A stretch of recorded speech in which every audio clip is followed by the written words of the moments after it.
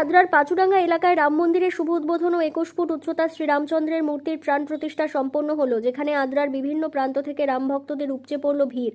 বুধবার পাচুডাঙ্গা এলাকায় প্রায় 500 জন মহিলাদের পূর্ণ কলস যাত্রার মধ্য দিয়ে আনুষ্ঠানিকভাবে রাম মন্দিরের শুভ উদ্বোধন ও শ্রীরামচন্দ্রের মূর্তির প্রাণ প্রতিষ্ঠা সম্পন্ন হয়। বিশাল শোভাযাত্রা সহকারে এদিন আদ্রা রাম মন্দির থেকে শুরু হওয়া এই কলস যাত্রাটি আদ্রা বাজার এলাকা পরিক্রমা করে পাচুডাঙ্গা রাম মন্দির প্রাঙ্গণে সমাপ্ত হয়, যেখানে শঙ্খধ্বনি, উলুধ্বনি, ভক্তিমূলক সঙ্গীত এবং জয় শ্রীরাম ধ্বনিতে মুখরিত হয়ে ওঠে চারপাশ।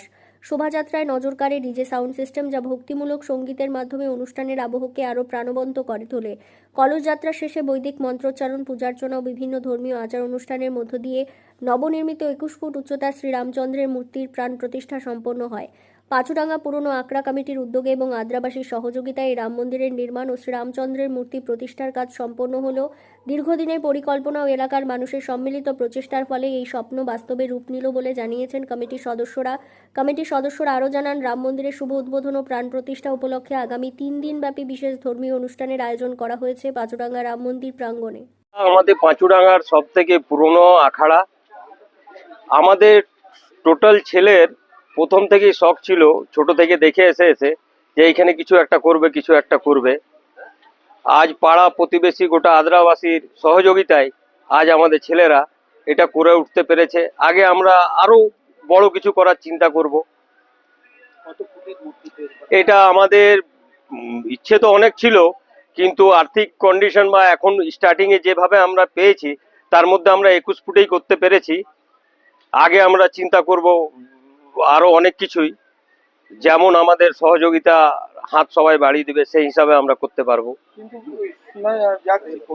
আদ্রাবাসীর উদ্দেশ্যে এটাই বলবো, আদ্রাবাসী আজ সবাই একসাথে আমাদের এই সহযোগিতা করেছে বলে আমরা এতটা করতে পেরেছি।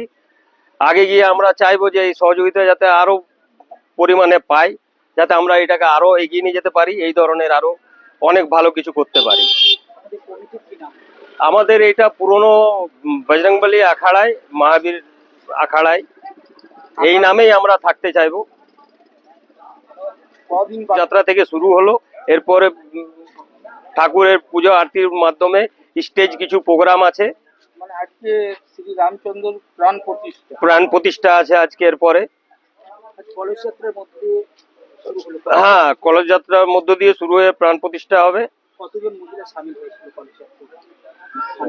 প্রায় 500 মহিলা। 500। কি নাম আপনার? আমার নাম সুশান্ত রায়। দায়িত্ব রয়েছে? না, আমি এই কাজের মাধ্যমে থাকি বলে এই ভাইরা আমার দায়িত্ব রয়েছে, এদের সহযোগিতা করাই আমাদের কাজ। সবাইকে, আমাদের আদ্রার সব থেকে পুরানো পাচুডাঙ্গার মধ্যে আখাড়া হয়েছিল রামনবমী কমিটি। আমাদের সবসময় রামনবমী পুজোর পরে আমাদের এরকমই তো আমাদের আশা ছিল যে আমরা এখানে কিছু একটা রাম মূর্তি তৈরি করব। তো আমাদের 2019 থেকে আমাদের ছেলেরা সবাই মিলে এটা উদ্যোগ শুরু করেছে। এখন গিয়ে আমাদের এটা কমপ্লিট হয়েছে। আমরা চাই যে আমাদের সবাই সহায়তা দেখ, আমাদের সবাই এই হোক। মানে দীর্ঘদিনের আশা আপনাদের পূর্ণ হয়েছে? হ্যাঁ, দীর্ঘদিনের পূর্ণ আমাদের আশা। আমাদের 21 ফুটের মূর্তি তৈরি করা হয়েছে। কি দিয়ে নির্মিত হয়েছে? সিমেন্ট দিয়ে। আগে আমাদের আর 10 তারিখে আয়োজন করা হয়েছে মহাভোগের। আর আমাদের যত ছেলে সব মিলে আমাদের সংঘর্ষ অনেক হয়েছে, সংঘর্ষ করে আমাদের সব ছেলেরা এই নির্মাণ করেছে এই মূর্তি। আমরা চাই সবাই আমাদের সাহায্য করুক, আমাদের সাথে থাকুক। আমরা আবার আগামী দিনে মন্দির তৈরি করতে চাই, সবাই আমাদের পাশে থাকুক, দাঁড়াক। এলাকাবাসীর জন্য কি বার্তা দেবে?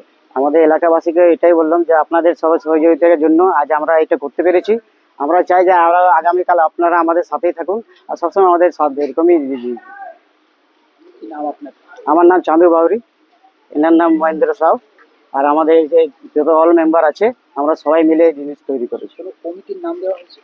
কমিটির নাম পুরনো আখাড়া কমিটি, যেটা আগে ছিল ওল্ড আখাড়া কমিটি, সেটাই পুরনো আখাড়া কমিটি। পাচুডাঙ্গা মহাবীর আখাড়া কমিটি।